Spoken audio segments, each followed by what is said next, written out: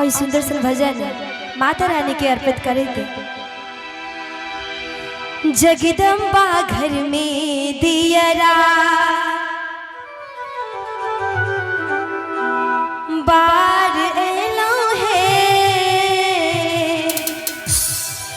जगतारन घर में दियरा बार एलो है, बार एलो है मैया बार एलो है, बार एलो है मैया बार एलो है।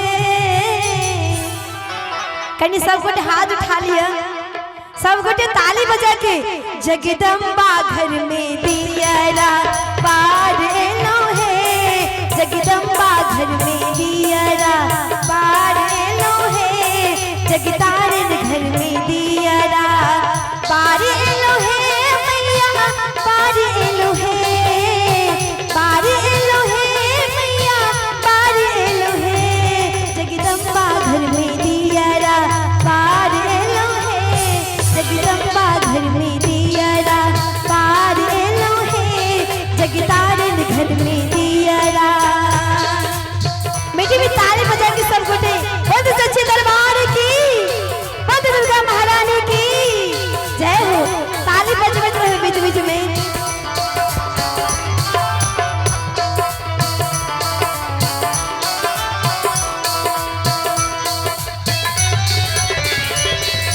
जय जय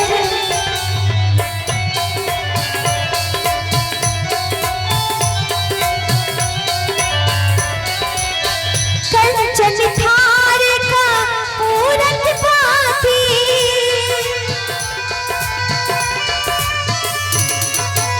कंचन थार का पूरन पाती, कंचन थार का पूरन पाती, मैया की आरती उतार एलो है, मैया की आरती उतार एलो है, जगदम्बा घर में दियरा बार एलो है, जगदम्बा घर में दियरा बार एलो है, जगतारन घर में दियरा।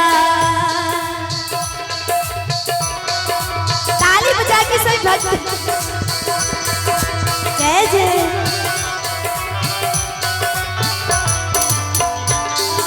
जय जय जय हो माँ।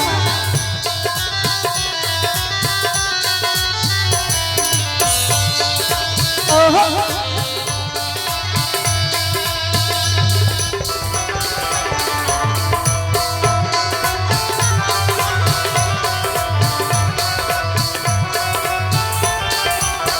सोने की थाली में व्यंजन परोसन,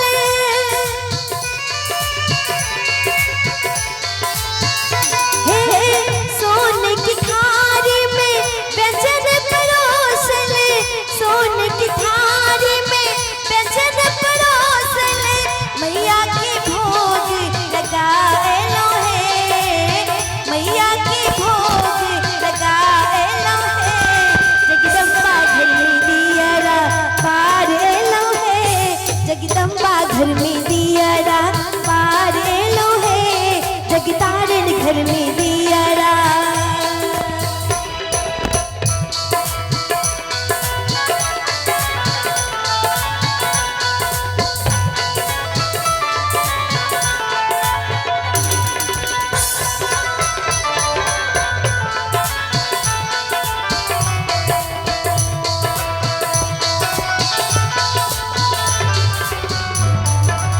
जय जय जय हो।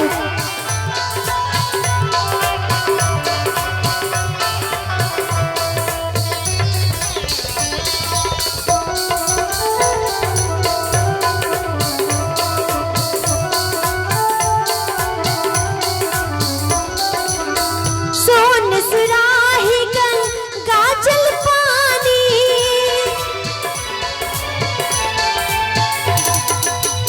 सोन सुराही गंगा जल पानी, सोन सुराही गंगा जल पानी,